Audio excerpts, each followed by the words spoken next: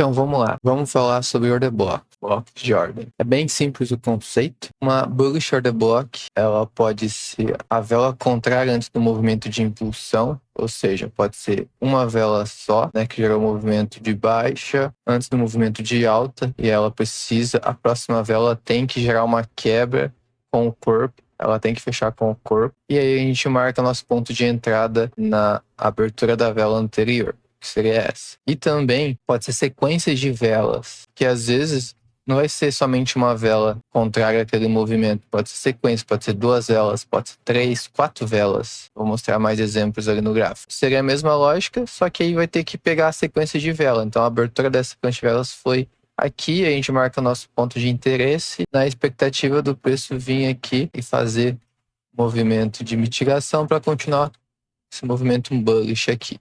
A bearish order block seria ali a região para a venda, bloco de ordem vendedor. Temos o exemplo de uma vela de alta antes do movimento de baixa que gera a quebra da estrutura. E a gente marca a vela, a parte que abriu ali na vela do movimento contrário. E também tem uma sequência de vela de alta antes do movimento de baixa. Aí tem que ter o rompimento dessa vela, finalizando com o corpo abaixo daquele ponto de abertura daquela vela. Às vezes pode acontecer de o preço não quebrar em uma vela só. Pode ser uma sequência de vela também bullish.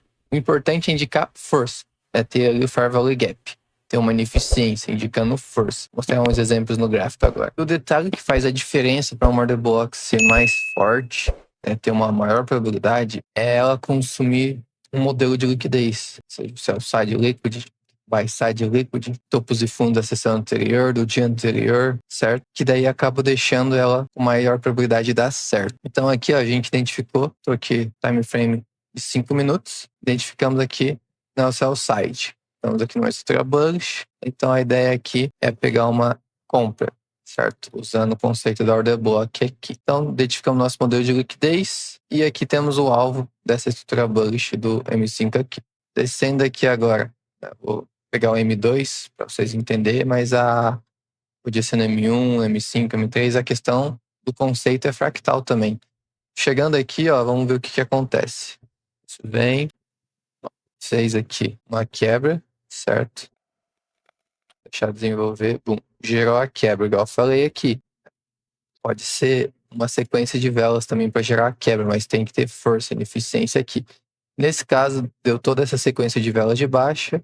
Então aqui é o corpo, né, a abertura dessa vela. Marquei aqui meu ponto. E aí aqui a ideia do preço vir voltar para essa zona para voltar a subir. E daí vai mitigar a order block. Temos aqui o sell side, temos um modelo de alta probabilidade.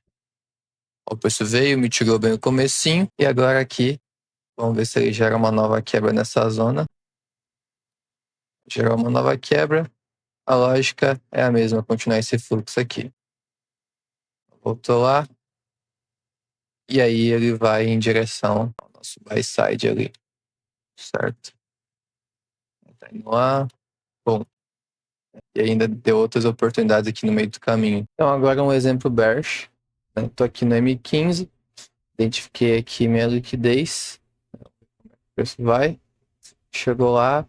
Venho para o M1. E vamos acompanhar aqui o preço desenvolver. Beleza. Então aqui temos a sequência de vela de alta, que gerou aqui um novo topo, fez um rompimento, e depois o preço veio gerando um rompimento da lower aqui. E aí a nossa order block de venda está aqui. E aí a gente poderia posicionar a venda aqui. Nosso alvo aqui, o sell side da estrutura. E aí o preço vai e pega o target ali. Certo? Bem simples o conceito da order block. Então, estou pegando um exemplo aqui de 2023, para vocês entenderem que o Smart Money funciona e já não é de hoje, né? A gente está em 2026, vou ter o gráfico de 3 anos atrás para achar um exemplo para vocês, para explicar sobre a questão das order blocks. Então, lembrando, uma order block de alta probabilidade, ela fez uma mitigação no ponto de interesse do high time frame, uma tomada de liquidez do high time frame. Certo? Sempre importante uma tomada de liquidez. Estou aqui no gráfico do AUDUSD mensal em 2023. Aqui, ó, se a gente for ver, o preço tomou esse buy side. Aqui tinha stops dos vendedores que jogou o preço para baixo. Então, é buy side porque o preço vai sentido compras para buscar o stop dos vendedores. E aí deu uma reação e veio direto aqui para esse fair value gap bullish, é a liquidez interna desse range. No mensal, a gente pode aguardar o alinhamento no diário, time frame fractal. No mensal a gente usa o diário. Então aqui foi a tomada de liquidez que entregou todo o movimento vendedor. Mas antes disso, vamos partir daqui até o preço vir buscar essa liquidez para você ver. Como marcar essa order block aqui. Numa boa order block, ela fez uma mitigação em um time frame maior, nível chave, e é capaz de gerar novas order blocks. Que aí a gente confirma um fluxo. O preço começa a ter suporte nessas order blocks. Nesse caso aqui eu vou mostrar exemplos bullish, até o preço virar vendedor, que é bearish, e vir mitigar essa ineficiência aqui do mensal, que está marcada aqui entre essas linhas.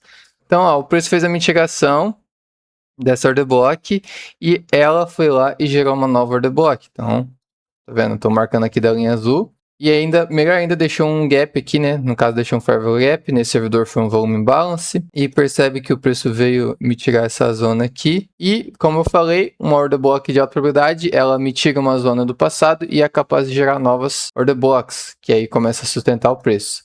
Então, o preço veio e fez a mitigação, né, gerou essa order block aqui, o preço fez um movimento de correção, mitigou essa primeira order block e gerou uma nova order block aqui na frente. Nesse caso, essa order block ficou em aberto, porém lembra da outra fair value gap. Fair value gap também é um ponto de interesse, e esse é um ponto de interesse bom, ele é capaz de gerar uma nova região, né? E o preço está se sustentando. Então aqui, se a gente for observar, tem o quê? Um fair value gap. O preço fez a mitigação nesse fair value gap e o que ele foi capaz de fazer? Uma nova order block.